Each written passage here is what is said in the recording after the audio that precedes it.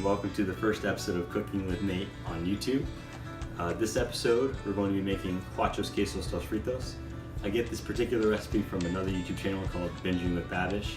I get a lot of recipes from him, as well as Chef Alton Brown. I'm going to try to fit my show around that format, so let's just get into it. To start off, we're coating some russet potatoes in olive oil. Russet potatoes are good for this purpose because of their thicker skins, which makes them better for roasting. Here I'm using a fork to poke some holes in the potatoes. I'm doing this so that they can vent some steam and not explode in my oven. These will roast at 400 degrees for about 50 minutes. The potatoes are done when you stab them with a fork, and it comes out cleanly and easily.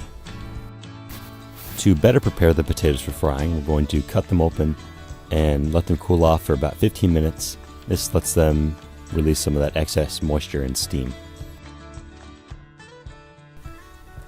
After cooling, I'm just using a spoon to scoop out the insides of the potatoes into the bowl of my stand mixer.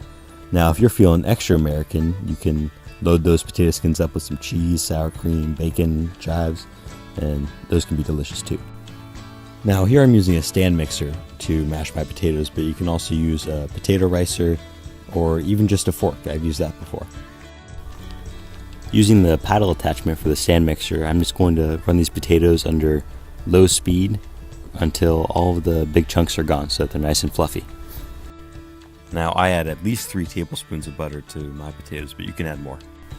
Freshly ground pepper, lots of salt, and lastly a whole egg that will act as a binder during the frying process.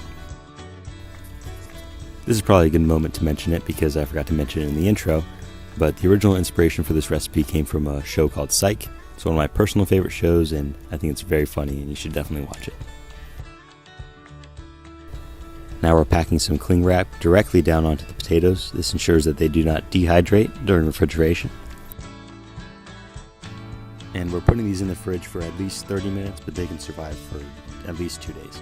We're using sharp cheddar, smoked Gouda, Monterey Jack, and low moisture mozzarella. The cheddar and Gouda are for flavor, and the other two make it more melty. Now, with some cling wrap covering our counter, we are going to spread out a good handful of the potatoes and flatten it out to be a rectangular shape and about 1/4 of an inch thick. After our cheese has been shredded and mixed together, we're just going to line it up about in the middle of the potatoes because we're going to roll it like a sushi roll. Now, this is a technique that I actually invented for this particular recipe. You're just going to grab the edges of the cling wrap and roll it up much like a sushi roll and seal off the top edge. I prefer this to Babish's method, which is just to place the cheese in like a flattened out piece of potato and form it into a ball in your hand, since it gives you a much more uniform shape and it's just cleaner and you can make more at a time.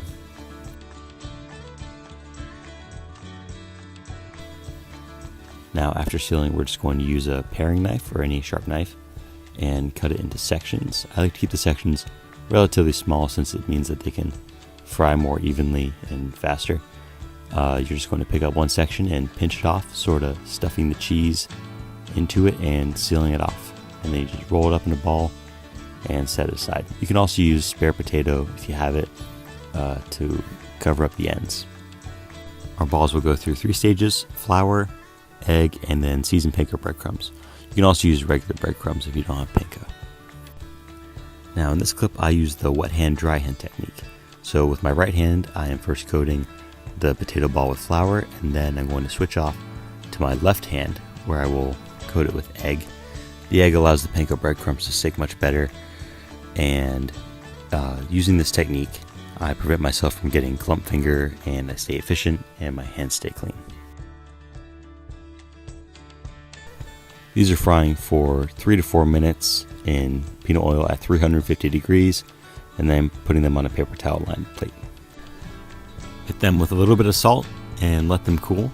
I like to enjoy mine with sour cream, and the best part about these is that they're very healthy for you. Enjoy.